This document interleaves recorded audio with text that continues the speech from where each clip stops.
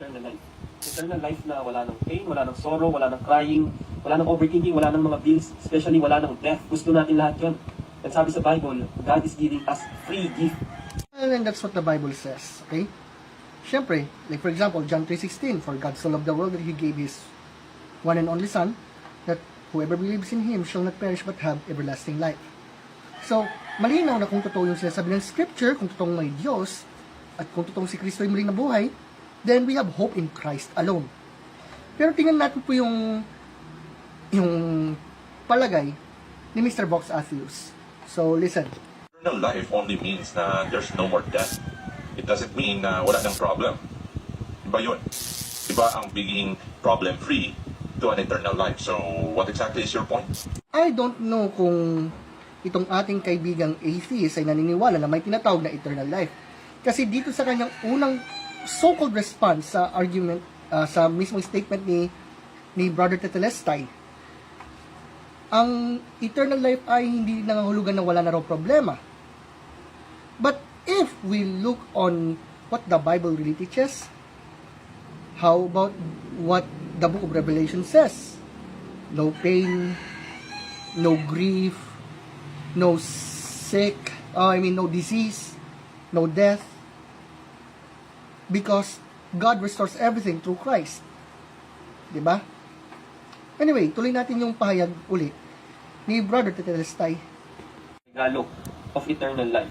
So it's up to us kung tatanggapin natin yun or i-reject natin. Which is true.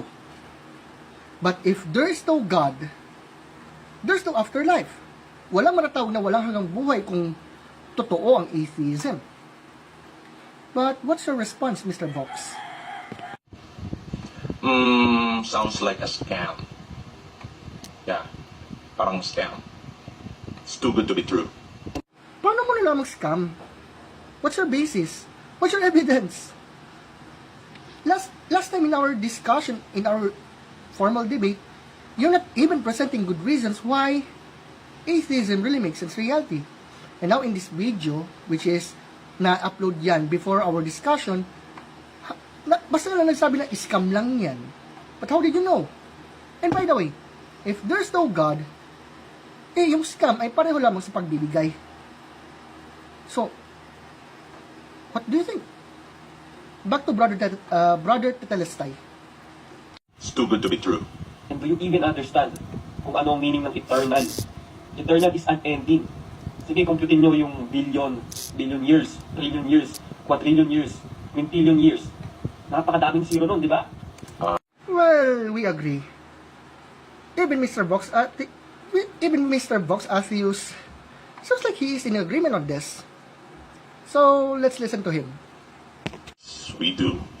Hindi ganyan kabobo ang mga audience mo or the people watching your video. Do you think ganyan kami kabobo? Yeah, we know anong eternity. Anong kinalaman sa mga zeros? Eternity nga eh. Adding more zeros doesn't make any sense sa eternity. Dahil eternity, whatever zero nilalagay mo is always greater. Hindi lang base sa zero. By definition, eternity nga eh.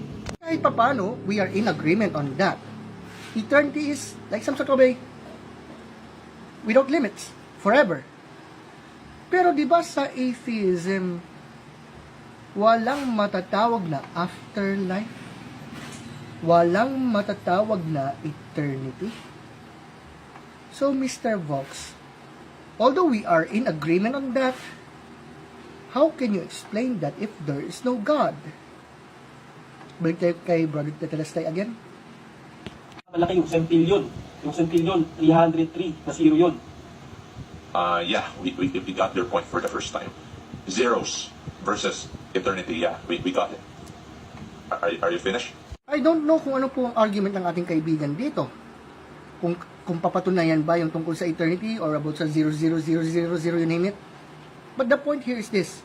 If there's no God, there's no afterlife. So, ano yung justification dito ng ating kaibigang atheist na si Mr. Vox Atheus Hukol dito? Back again to Brother Tetelestai and then let's proceed kung yung comment ng ating kaibigan. Sa eternal life. Kasi forever yun, unending, eternity. Yeah, we got that, Roger that. Yeah, we understand. So what's your point? So today, I encourage you to repent and put your true or genuine faith in Christ alone. Receive the Holy Spirit. Kapag nangyari yun, you can hold on to His promise, which is eternal life. Sa Bible, it's impossible for God to lie. So you can hold on to that promise. Bago tayo mag-comment sa magiging comment niyan ng ating kaibigang si Mr. Vox Atheus, parang ang pinipinpoint dito ng ating kapatid na si Brother Tetelestay ay simple. Eternity is not like what we think. Because of this, every single person has an opportunity to know who God is, who Christ is, and why we must have to accept Jesus Christ as our Lord and Savior, that we will go to put our trust in what He has done on the cross and concerning to the resurrection. Anyway, tingnan natin ngayon yung reaction ng ating kaibigan na si Mr. Vox Atheus. Let's listen. Okay, you're buying into that shit. Okay. Di ba God lied in the Bible? So, anong sinasabi mong imposible mag-lie? Check the Bible for reference. He did lie. Multiple times. Huh? Mr. Vox, ano bang Bible reference yan para ma-review namin?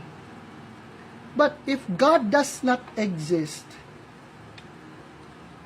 then telling the truth is just the same as telling the lies. Bakit? Sa atheism, walang objective moral values. Again,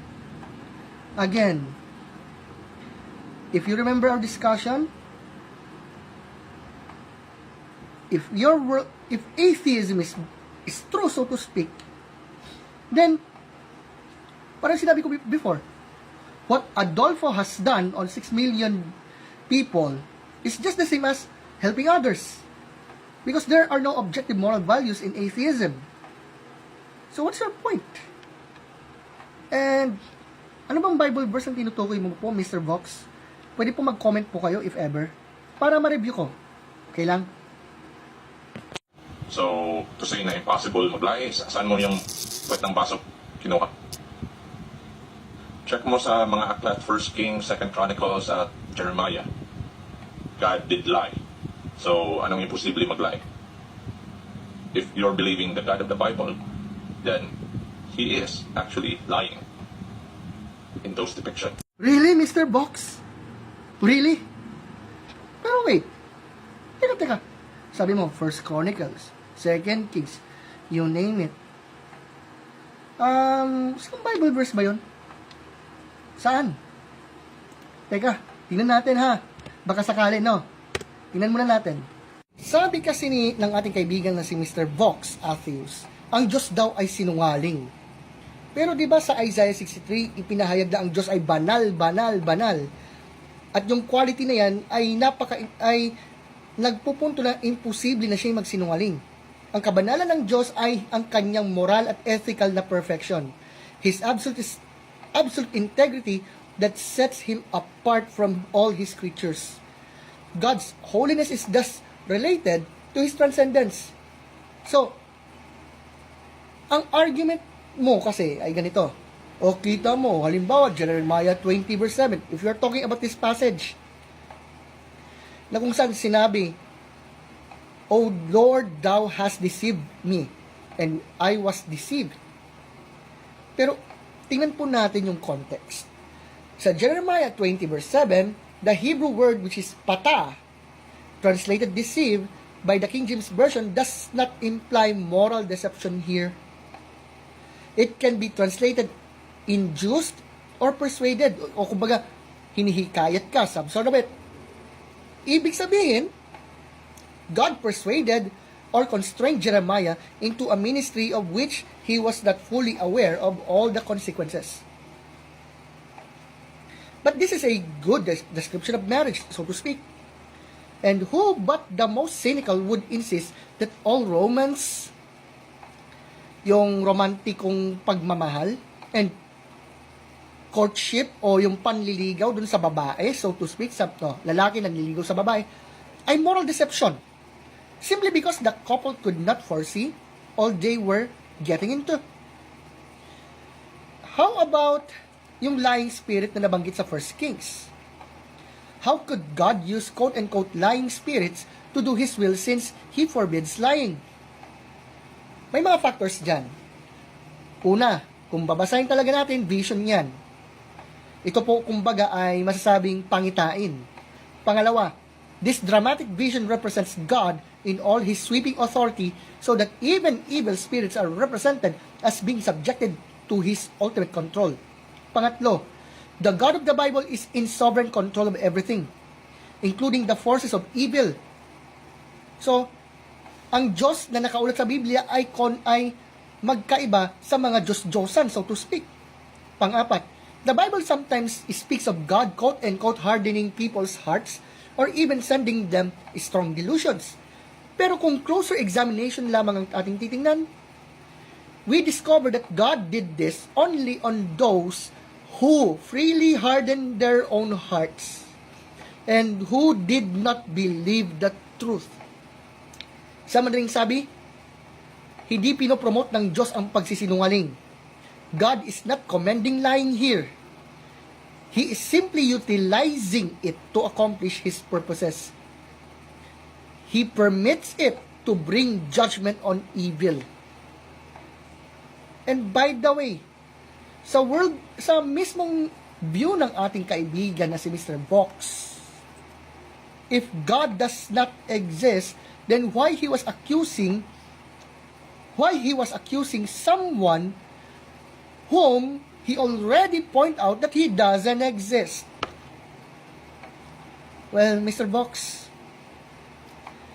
if you want to prove to us that God does not exist, I think it's better for you to present another quote-unquote evidence na magpapatunay na wala talagang Diyos. Not just simply complaining against God's standard. Okay? Well, that's all that it is.